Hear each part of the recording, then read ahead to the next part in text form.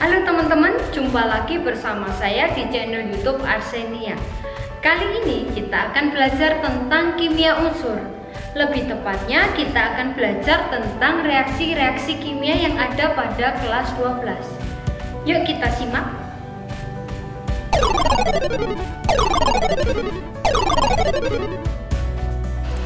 1. Reaksi logam alkali dengan air itu membentuk basa dan gas hidrogen. L itu bisa diisi Li, Na, K, Rb maupun Cs. Kita contohkan L-nya adalah Na, sehingga membentuk NaOH dan H2. Reaksi yang kedua itu adalah reaksi logam alkali dengan gas hidrogen, sehingga membentuk hidrida. Di sini bilox H itu adalah -1, bukan +1. Contohnya di sini membentuk NaH. Reaksi yang ketiga adalah alkali dengan oksigen membentuk oksida, peroksida maupun superoksida. Jika oksigennya terbatas, maka akan membentuk oksida. L yang dimasukkan adalah Li, Na, K, Rb maupun Cs. Sedangkan jika oksigen berlebihan, maka Na hanya bisa membentuk peroksida, Kb, Rb, dan Cs itu adalah superoksida. Yang superoksida kita contohkan adalah K, sehingga membentuk KO2. Reaksi berikutnya adalah reaksi dengan halogen membentuk garam halida. Kita contohkan adalah Na, sehingga membentuk NaCl. Kita lanjut ke contoh soal. Yang pertama adalah cesium dengan air, kedua litium dengan hidrogen, ketiga kalium dengan oksigen berlebih. Cesium dengan air itu membentuk basa dengan gas hidrogen,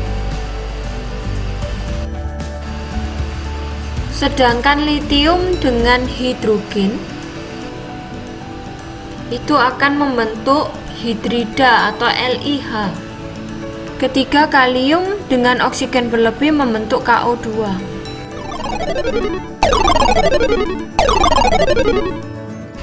Yang pertama itu logam alkali tanah dengan air. M kita simbolkan sebagai Mg, Ca, Sr, dan Ba. Sedangkan Be dalam air itu tidak bereaksi. Ca, Sr maupun Ba itu semakin baik untuk bereaksi dengan air sehingga membentuk basa dan gas H2. Di sini Ra atau radium tidak disinggung karena termasuk radioaktif. Be tidak bereaksi dengan air.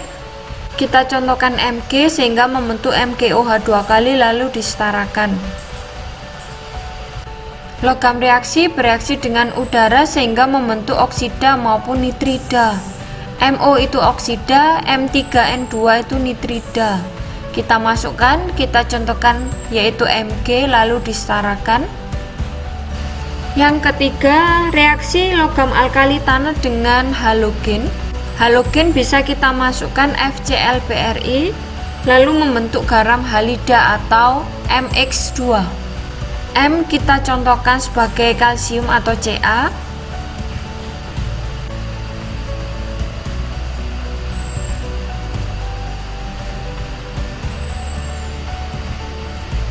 Ditambah Cl2 sehingga terbentuk CaCl2.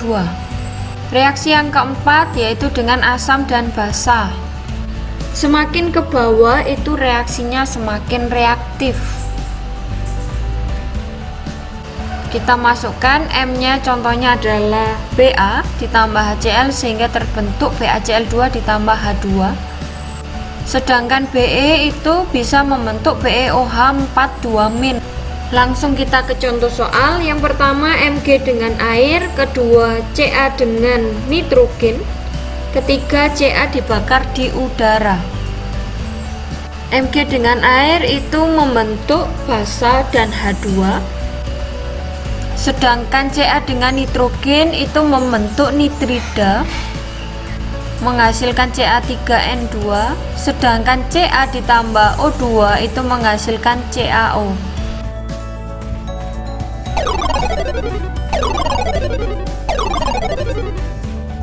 Reaksi yang pertama antara halogen dengan logam membentuk halida logam dengan biloks tertinggi. Seperti yang sudah kita pelajari, golongan 1A berarti plus 1, 2A plus 2, 3A adalah plus 3. Sedangkan ada unsur-unsur lain yang memiliki 2 atau 3 macam biloks, yang dipakai adalah biloks yang tertinggi. Contohnya di sini Al itu adalah plus 3. Maka jika direaksikan dengan halogen, FCl-BrI itu adalah min 1. Maka jika ada Al3 plus dengan Br min, maka disilang sehingga membentuk AlBr3. Gampangannya, jika ada A3 plus dengan B2 min, ketika disilang itu menghasilkan A2B3. Sehingga jika ada Al ditambah Br2 membentuk AlBr3. Lalu kita setarakan. Contoh yang kedua adalah Fe ditambah Cl2. Fe bisa 2 plus, bisa 3 plus, maka yang kita pakai 3 plus. Dengan Cl min maka FeCl3. Selanjutnya SnCl2. Sn adalah plus 4 yang tertinggi, maka Sn4 plus dengan Cl- sehingga SnCl4. Reaksi berikutnya dengan gas hidrogen membentuk HX atau garam halida. Contohnya H2 ditambah Br2 menjadi 2HBr. Reaksi berikutnya halogen dengan air.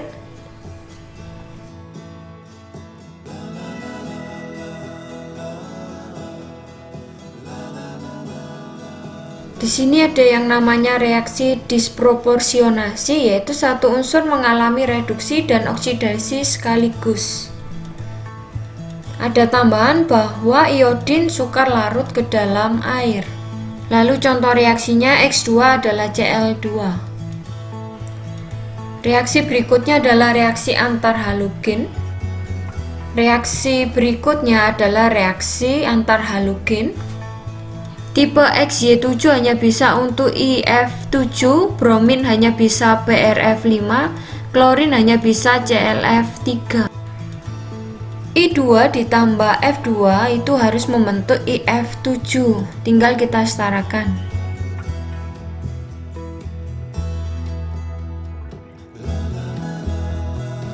Berikutnya adalah reaksi halogen dengan basa.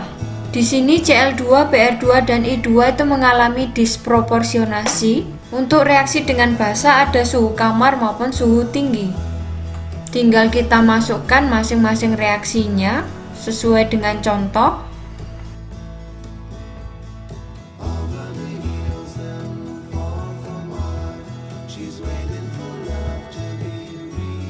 Reaksi yang keenam itu adalah halogen dengan non-logam dan metaloid tertentu.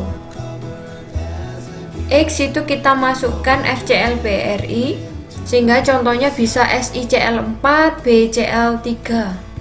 P, As, dan Sp akan menghasilkan trihalida jika halogennya terbatas, dalam hal ini 6Cl2, dan akan menghasilkan pentahalida jika halogennya berlebih.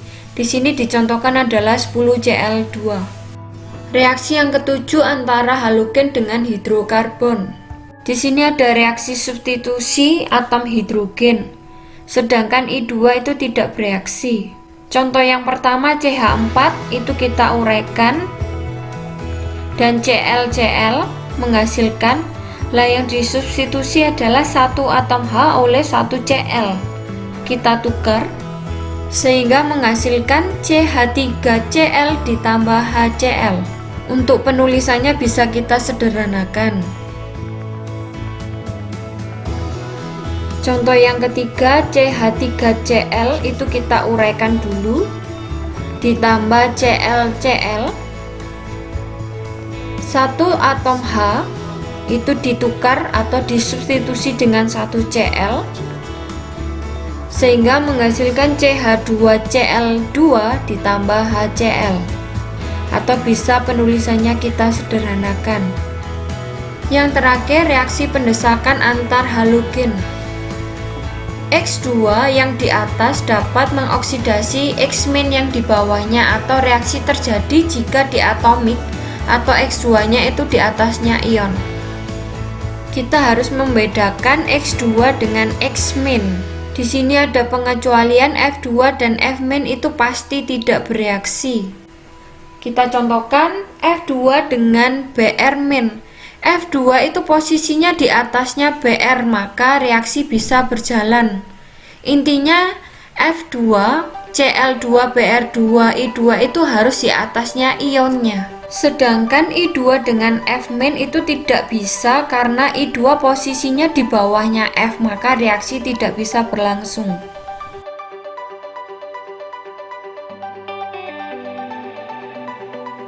Teman-teman, itu tadi penjelasan tentang reaksi-reaksi kimia yang ada pada kelas 12. Semoga bermanfaat dan selamat belajar.